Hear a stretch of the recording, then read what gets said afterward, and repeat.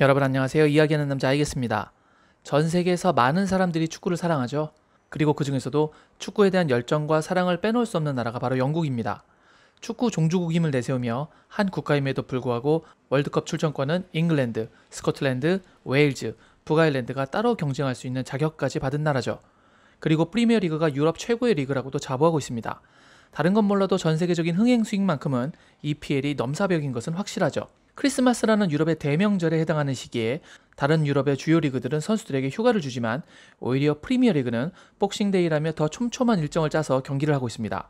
우리나라로 치면 추석 연휴 기간에 전통 스포츠인 씨름 중계를 해주는 격이겠네요. 아무튼 이렇게 축구를 사랑하는 나라 영국 사람들은 과연 코로나로 인해서 긴 휴식기에 들어간 이번 시즌이 하루빨리 속개되길 원할지 궁금했습니다.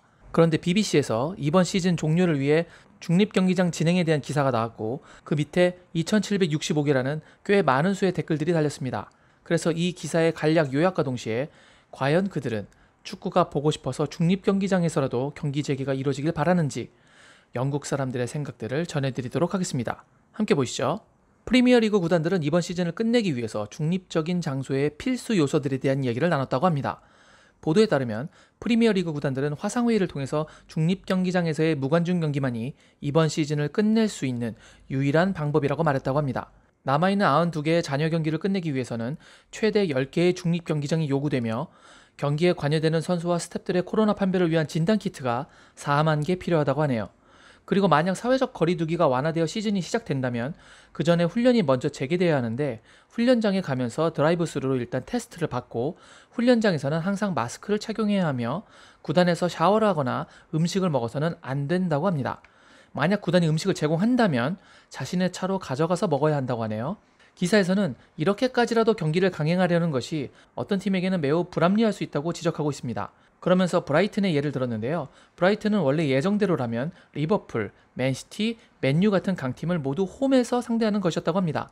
하지만 이 강팀들과 모두 중립지역에서 경기하게 되고 만약 한 점 차로 강등된다면 어떻게 할 것이냐고 묻고 있습니다. 그리고 이미 리그 취소를 선언한 프랑스, 네덜란드, 벨기에 출신의 선수들이 건강과 생명의 이유를 들어서 출전을 거부하는 경우도 우려하고 있습니다.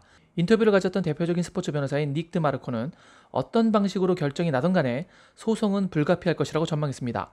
방송사, 스폰서, 클럽, 선수 이 사자 간의 이해관계가 모두 다르기 때문이죠. 거기에 전 첼시에 의사했던 에바 까르네이로는 경기, 원정 이동, 훈련으로 인해서 서로 간 감염이 될 가능성이 매우 크고 이것이 선수들에게 불안감을 조성할 것이라고 전망했습니다. 여기까지가 대략적인 기사 내용의 요약이었고 이제부터는 현지 반응입니다. 이 중립경기에 대한 영국 사람들의 반응을 알기 위해서 댓글을 추천 순으로 재정리했습니다. 가장 많은 추천을 받은 댓글 순서대로 해당 첫 페이지까지를 전해드릴 텐데요. 이 정도면 영국 현지 대중들의 전반적인 분위기가 어느 정도 파악되지 않을까 생각됩니다. 만약 무관중으로 경기를 할 거면 굳이 왜 중립지역 경기장들을 알려주는 거야? 그냥 사람들이 모이지 않게 킥오프하기 전까지 조용히 있으면 되잖아. 그러니까 시즌을 완주하기 위해서는 4만 번의 테스트기가 필요하다는 거잖아. 만약 그 테스트 비용을 축구팀이 부담한다면 상관없지만 그게 아니라면 핵심 노동자들이 여전히 진단키트를 기다리고 있는 이 상황에서 정부의 진단키트를 축구 경기를 위해서 사용할 수는 없어. 내가 전에도 말했지만 아마 16명 정도 되는 선수들이 코너킥에서 서로 밀고 붙고 하겠지. 하지만 아직 장례식장에 참석할 수 있는 인원도 6명으로 제한되어 있다고. 만약 이런 일이 발생한다면 그건 사회적으로 뭔가 잘못된 거잖아. 나는 축구를 사랑해.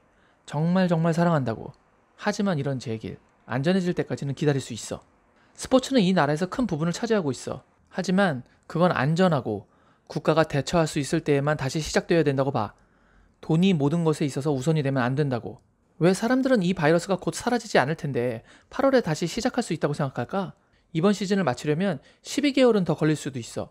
의미 없는 이번 시즌을 취소하고 그 다음 시즌도 역시 모두 취소해야 해. 저렇게 하는 게 무슨 차이를 만들어낼까? 비공개로 하는 건 비밀로 하겠다는 거잖아. 그들이 마스크를 쓰고 경기를 할까? 그냥 그만둬. 때려치우라고. 지푸라기라도 움켜쥐려고 하는 모습이 한심하다.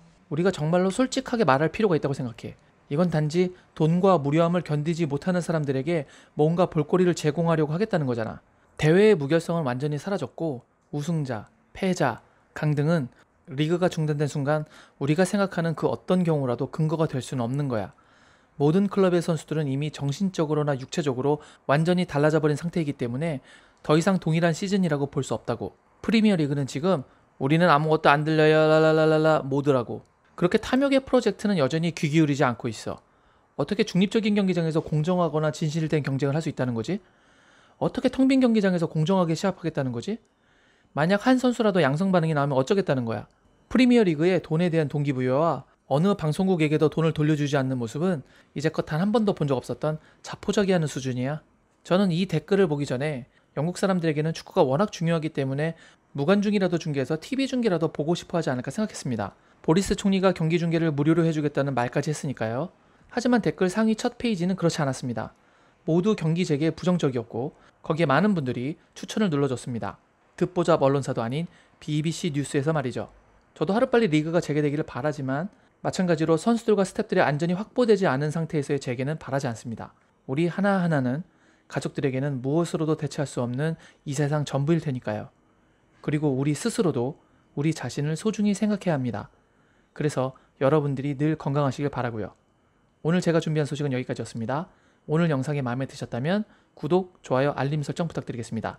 여러분 건강하세요. 역시 I guess.